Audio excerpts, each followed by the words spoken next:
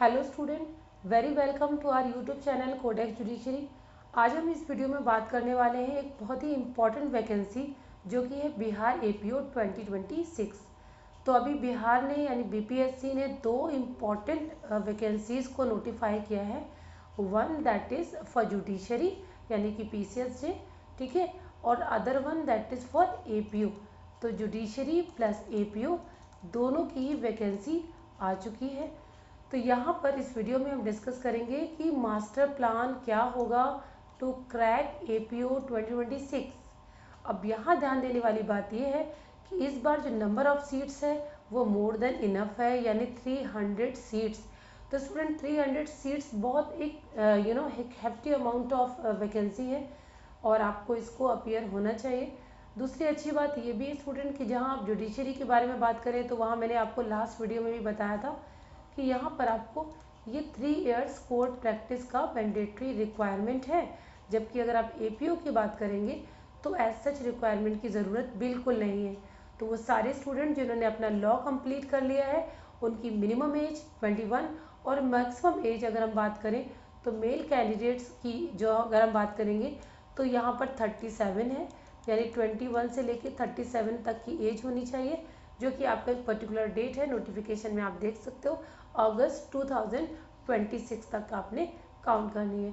Second बात है कि एक चीज़ का ध्यान रखें, जो भी फीमेल कैंडिडेट हैं चाहे वो रिजर्व कैटेगरी के हों या अनरिजर्व कैटेगरी के हों, उसमें अगर रिजर्व कैटेगरी के हैं तो उनको मैक्सिमम 42 ईयर्स तक का टाइम मिला हुआ है, यानी 42 ईयर्स तक की अगर आपकी एज है तो आप एपीओ का फॉर्म फिल कर सकते हो।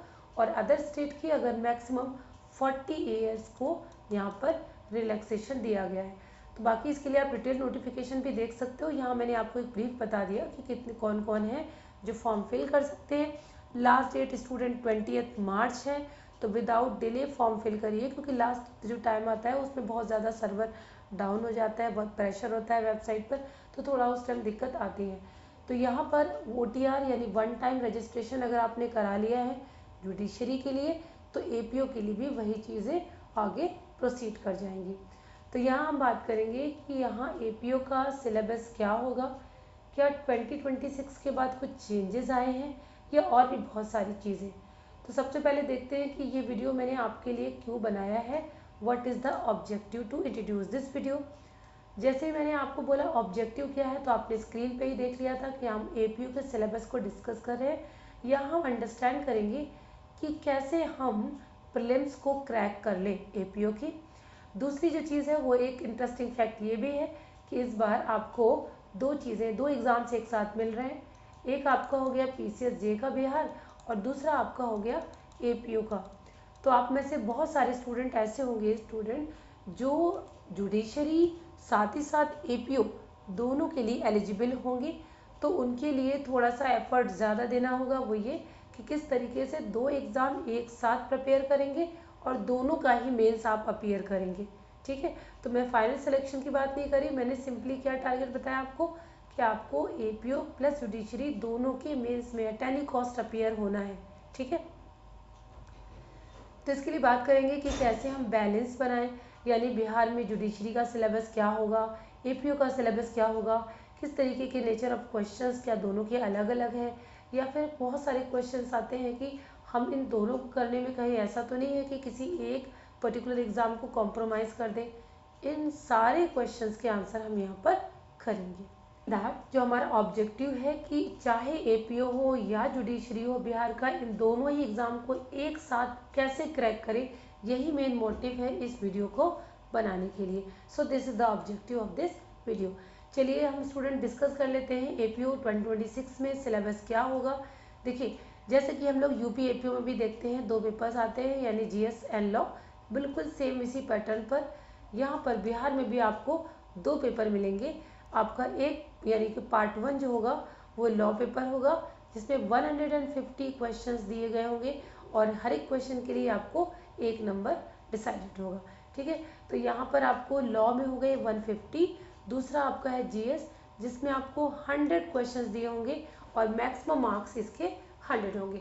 तो टोटल को मिलाएंगे तो टोटल हमारे 250 मार्क्स का एपीओ का प्रीलिम्स होगा देख लेते हैं इसके लॉ के पेपर में यानी पार्ट 1 में क्या क्या आता है। देखिए स्टूडेंट, जो लॉ का पेपर होता है ना, इसमें बहुत ज़्यादा आपको सिलेबस नहीं है इन कंपैरिजन टू जुडिशरी। इसमें आपको सबसे इम्पोर्टेंट जो सब्जेक्ट है वो हो गया आपका बीएनएस यानी भारतीय न्याय संहिता 2023 में। ये न्यूली इंट्रोड्यूस्ड लॉ है जो कि पहले आईपीसी था।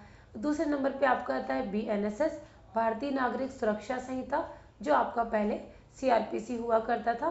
तो बीएनएसएस आपके सिलेबस में। The third important subject that is BSA भारतीय साक्ष्य अधिनियम, जो पहले इंडियन एविडेंस हुआ करता था। तो ये तो हमारे 3 न्यू क्रिमिनल लॉज हो गए जो हमारे लॉ के सेगमेंट में आएंगे।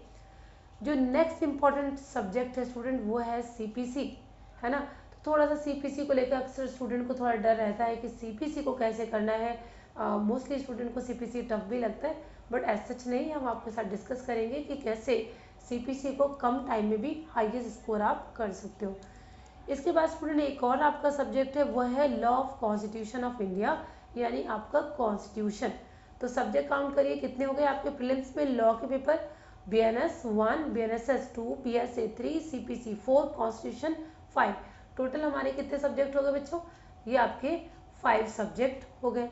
ठीक है, तो स्टूडेंट सबसे पहले हम बात कर लेंगे ये हमारा सबसे बेसिक और इम्पॉर्टेंट क्वेश्चन, बिहार एपीओ 2026 का सिलेबस क्या होगा। बात करेंगे इस पेपर सेगमेंट के बारे में। तो ये पूरा पेपर हमारा 2 पार्ट में होगा। पार्ट 1 हमारा लॉ के पेपर होगा जिसमें कि 150 क्वेश्चंस आते हैं, नो माइनस मार्किंग। टोटल आपको 150 क्वेश्चंस करने हैं। सेकंड इम्पोर्टेंट है दैट इज जीएस। जीएस में आपको 100 क्वेश्चंस आएंगे, माइनस मार्किंग नहीं है। इसका मतलब टोटल आपका 250 मार्क्स का प्रीलिम्स होना है। अब बात करते हैं कि पार्ट 1 यानी जो हमारा लॉ का सेगमेंट होगा स्टूडेंट, इस लॉ के सेगमेंट में कौन कौन से सब्जेक्ट बिहार एपीओ के सिलेबस में कवर्ड है। First one that is BNS, right. BNS यानी इंडियन पैनल कोड। तो यहाँ पर बीएनएस न्यू क्रिमिनल लॉ 2023 से रिलेटेड है, बीएनएस हमें पढ़ना होगा। सेकंड वन बीएनएसएस यानी भारतीय नागरिक सुरक्षा संहिता 2023 में हमने इंट्रोड्यूस करा है और जिसका अर्लीस्ट वर्जन था हमारा सीआरपीसी। इसके बाद हम थर्ड वन पढ़ेंगे बीएसए भारतीय साक्ष्य अधिनियम, जो पहले इंडियन एविडेंस एक्ट था। बात करेंगे एक और सब्जेक्ट के बारे में जो काफ़ी इम्पॉर्टेंट रोल प्ले कर रहेगा हमारे क्रैक करने में एग्जामिनेशन को, that is Civil Procedure Code 1908। याद रखिए स्टूडेंट, ये सब्जेक्ट अक्सर हमें थोड़ा सा पैनिक करता है, टफ लगता है, बट एज सच नहीं है। एक स्मार्ट स्ट्रेटजी सीपीसी के सारे क्वेश्चंस अटेम्प्ट करने और उनको करेक्ट करने में हमें हेल्प करेगा। लास्ट जो इसका सब्जेक्ट है वो है स्टूडेंट कॉन्स्टिट्यूशन ऑफ इंडिया यानी कि लॉ ऑफ कॉन्स्टिट्यूशन। तो ओवरऑल हमारे 3, 4, 5 आपके सब्जेक्ट कितने हो गए स्टूडेंट प्रीलिम्स में। लॉ के पेपर में टोटल 5 सब्जेक्ट आएंगे, BNS, BNSS, BSA, CPC, constitution.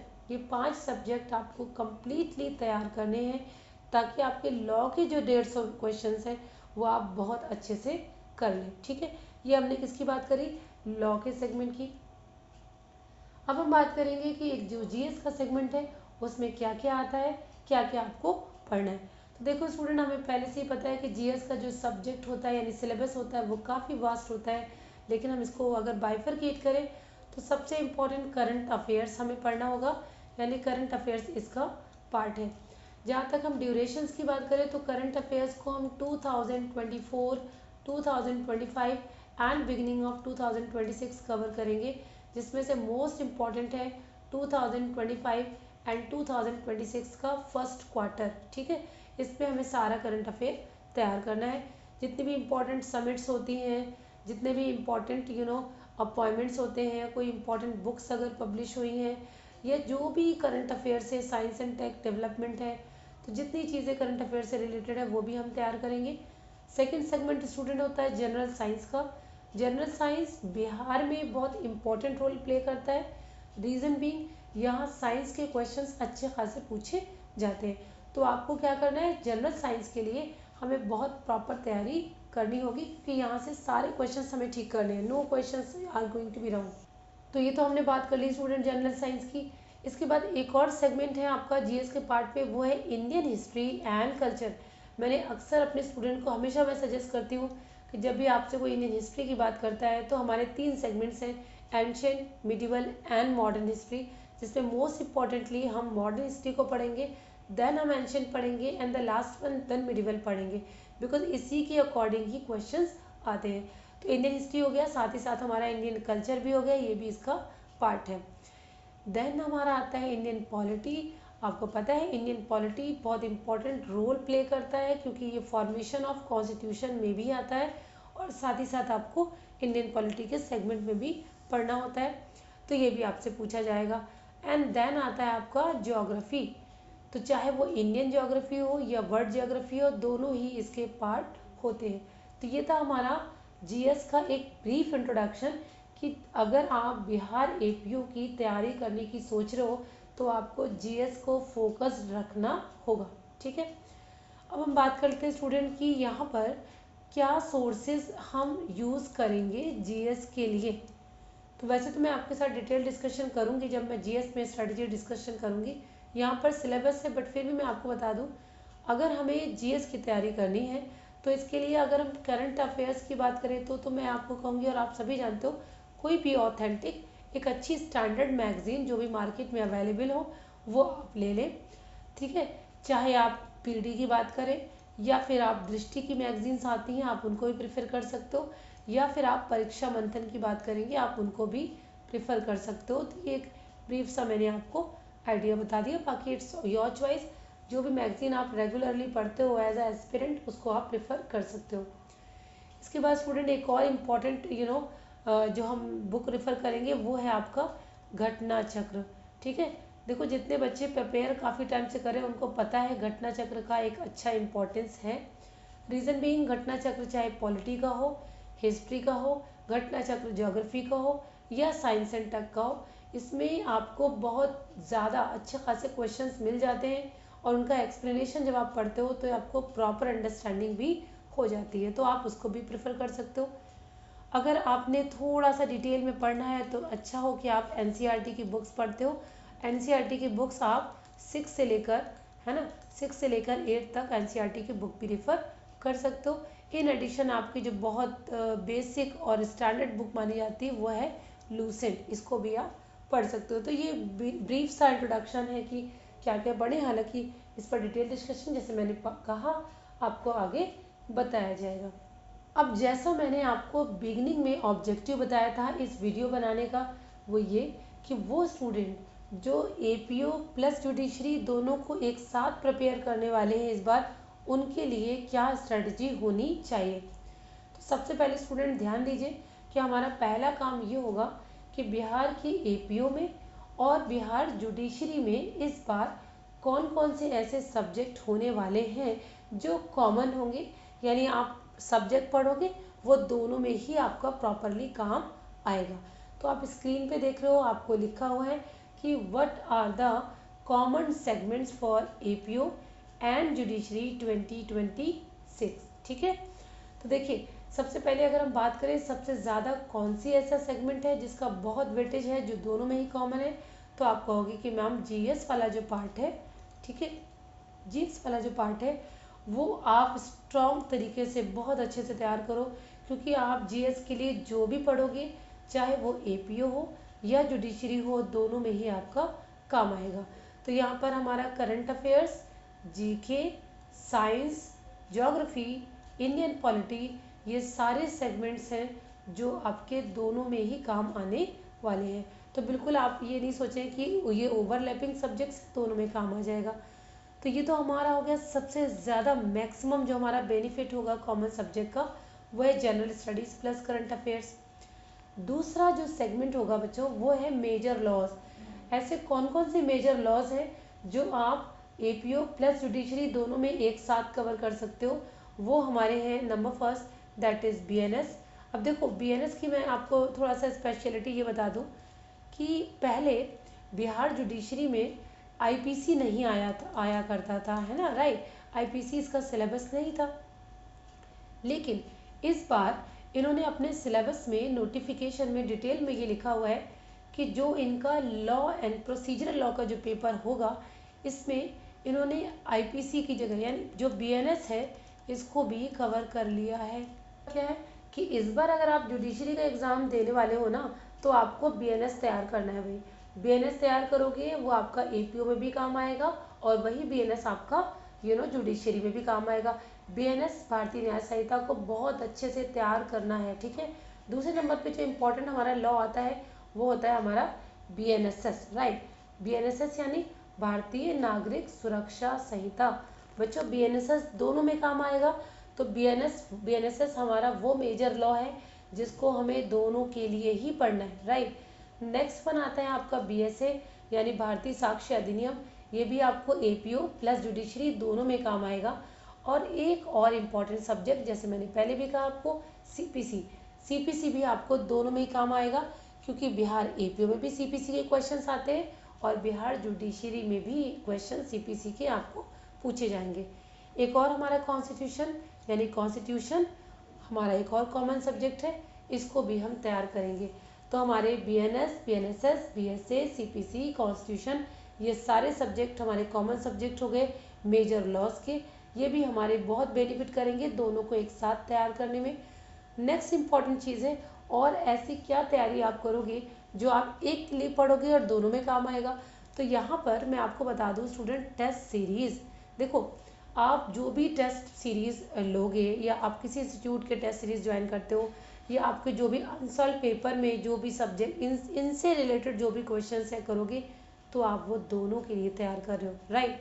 यानी कि अगर आपने करंट अफेयर के सपोज करो 100 एमसीक्यूज आज सॉल्व करें, तो ये करंट अफेयर्स के 100 एमसीक्यूज आपके जुडिशरी में भी काम आने वाले हैं और आपके एपीओ के भी काम आने वाले हैं। तो आपने दोनों में तैयारी कर ली। सिमिलरली अगर आप BNS, BNSS, BSA, CPC, constitution से रिलेटेड एमसीक्यूज सॉल्व करोगे, टेस्ट सीरीज सॉल्व करोगे, तो इट्स मीन दैट आप एपीओ और जुडिशरी दोनों की तैयारी को बूस्टअप कर रहे हो। तो हमारा टेस्ट सीरीज, मेजर लॉज और जीएस के पार्ट वो इम्पॉर्टेंट सेगमेंट है स्टूडेंट, जो एपीओ प्लस जुडिशरी दोनों में एक कोरिलेशन रखते हैं और स्मूथन करते हैं हमारी तैयारी में। Now the question comes, do you have any questions regarding the preparation of APO examination और बिहार जुडिशरी एग्जामिनेशन? आपके मन में जो भी क्वेश्चन स्टूडेंट आते हैं आप वो क्वेश्चंस को फ्रेम करें और इस वीडियो के नीचे जो चैट बॉक्स दिया होगा इसमें आप अपने कमेंट्स मेंशन कर सकते हो। तो आप जो भी क्वेश्चंस करोगे, आपके जो भी क्वेरीज होंगे बिहार एपीओ से रिलेटेड, उन सबको क्विकली रिस्पॉन्ड करने का कमिटमेंट कोडेक्स जुडिशरी करता है। हमारा इम्पॉर्टेंट डिस्कशन कि बिहार एपीओ का सिलेबस क्या होगा और कैसे वो स्टूडेंट जो जुडिशरी और एपीओ दोनों को एक साथ तैयार करना चाहते हैं वो कॉमन सब्जेक्ट को रिकलेक्ट करें और अपनी प्रिपरेशन स्टार्ट करें। All information related to the preparation of APO as well as judiciary examination, यहाँ हमने आपको डिटेल डिस्कशन कर लिया कि कैसे आप एपीओ के सिलेबस को गो थ्रू करेंगे फॉर प्रीलिम्स ओनली। और साथ ही साथ मैंने आपको ये भी बताया कि जो कैंडिडेट्स, जो भी एस्पिरेंट जुडिशरी बिहार और एपीओ बिहार दोनों के लिए फॉर्म फिल कर रहे हैं, तो उनको सबसे पहले जितने भी इम्पोर्टेंट कॉमन सब्जेक्ट्स हैं उनको एक साथ लाकर तैयारी शुरू कर देनी चाहिए, जिसमें कि एक चीज़ आप तैयार करते हो दूसरा ऑटोमेटिकली तैयार हो जाता है। इसके बाद जो लास्ट इन्फॉर्मेशन वो मैं इस वीडियो के थ्रू आपको देना चाहूँगी कि जो चैनल है आपका कोडेक्स जुडिशरी आपका चैनल है और आपके लिए बनाया गया है। पर्पस सोल मोटिव ये है कि जितने भी स्टूडेंट हैं, चाहे वो एपीओ प्रिपेयर कर रहे हो या वो जुडिशरी प्रिपेयर कर रहे हो, उनको सटीक और करेक्ट इन्फॉर्मेशन दी जाए। और जो भी आपके डाउट्स हों, जो भी आपके फीडबैक्स हों, आप कमेंट्स करते रहिए, चैनल को सब्सक्राइब कर लीजिए। एक और इम्पॉर्टेंट इन्फॉर्मेशन ये स्टूडेंट कि आपके लिए ऑलरेडी एक टेलीग्राम आईडी बनाई जा चुकी है, टेलीग्राम चैनल है, उसको ज्वाइन कर लीजिए जो आप स्क्रीन पे देख रहे हो। ईमेल आईडी है legalcommunity8899@gmail.com, जहाँ पर आप मेल कर अपनी क्वेरीज को मेंशन कर सकते हो। So this is all for today, thanks for watching this video.